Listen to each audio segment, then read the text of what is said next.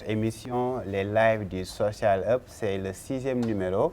Nous sommes dans les locaux de Sonatel Academy. Donc, dans cette émission Les Lives du Social Hub, nous aurons comme thème principal le e-commerce. Nous allons justement parler du secteur du e-commerce et puis faire l'état des lieux avec notre invité. Il s'appelle Emmanuel Bokeh. Bonsoir Emmanuel. Bonsoir. Merci d'avoir accepté notre invitation. Vous êtes expert, consultant, formateur sur la transformation digitale.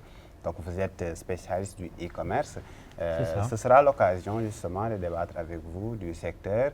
Je rappelle à nos internautes que cette émission est réalisée en partenariat avec Sonatel, le Social Hub, donc la room digitale de Sonatel, l'endroit où est géré les plateformes ou réseaux sociaux de Sonatel. Vous pouvez participer en direct en posant vos questions, en commentant cette vidéo, que ce soit sur YouTube, sur Facebook, sur Twitter, Periscope de Sonatel et également sur Digital 24 ou même sur LinkedIn. La première question que j'aimerais vous poser, Emmanuel Bokeh, est-ce que vous pouvez nous faire l'état de l'art, l'état des lieux du secteur du e-commerce au Sénégal de 2010 à 2019?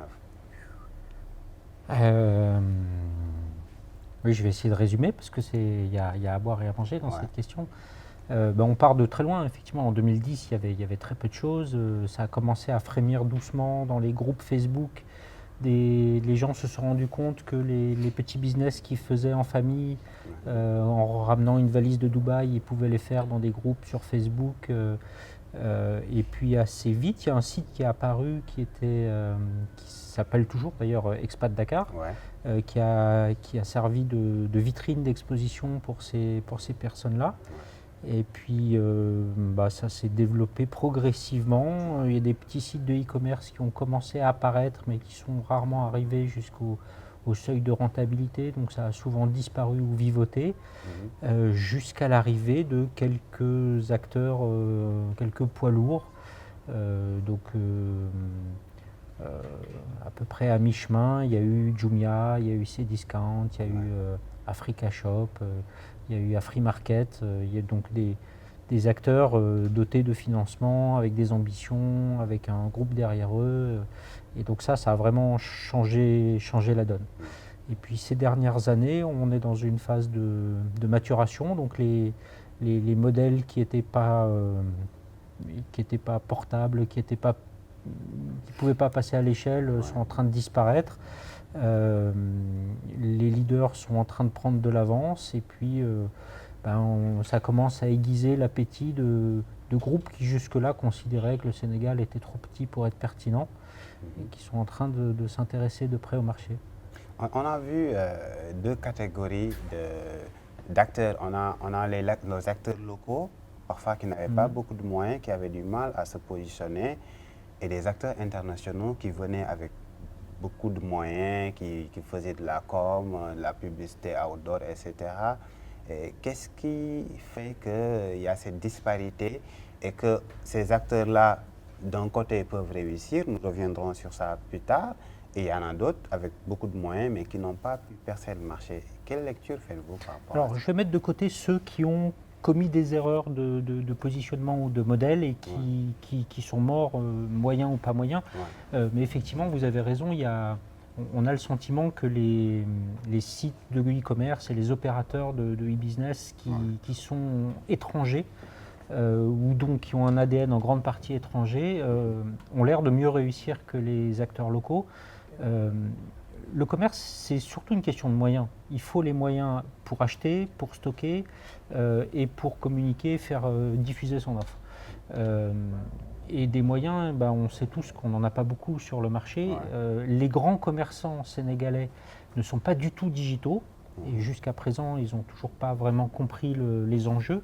Donc, eux ont des moyens, mais ils ne sont pas sur la toile. Et ceux qui se sont lancés, ce sont plutôt des informaticiens ou des indépendants, des gens qui concrètement n'ont pas de moyens. Donc c'est vrai que face à un Jumia ou un Afrimarket qui ont levé des millions d'euros, ils se font écraser. Ouais. Et quelles sont aujourd'hui les catégories de produits qui se vendent le plus en mode e-commerce, par exemple? Alors la catégorie qui historiquement se vend le plus au Sénégal, qui fait les plus gros volumes, c'est le smartphone. Okay. Et ce qui est une bonne chose parce que le smartphone est lui-même un outil de développement du digital, donc ça va alimenter une dynamique positive.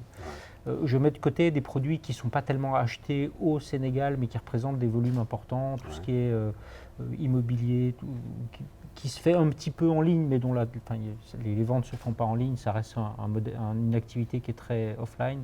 Et puis tout ce qui est voyage, qui représente des volumes importants, mais qui est généralement géré par des groupes étrangers ou des intermédiaires étrangers. Donc au-delà du smartphone, un petit peu d'informatique, pas mal de télé, un petit peu de meubles, pas mal de produits de beauté, maquillage, cheveux humains. En fait, le Sénégalais est plutôt éclectique, il achète un petit peu de tout. Alors il y a des produits qu'on n'arrive vraiment pas à vendre aujourd'hui, d'une part parce qu'ils ne sont pas faciles à vendre et d'autre part parce que le marché n'est pas prêt. Par exemple, les produits culturels, aujourd'hui, acheter un livre en ligne, c'est toujours pas possible. Mais ça va l'être bientôt, il y a des acteurs qui sont en train de s'y préparer. Donc je pense qu'il n'y a pas de mauvais marché.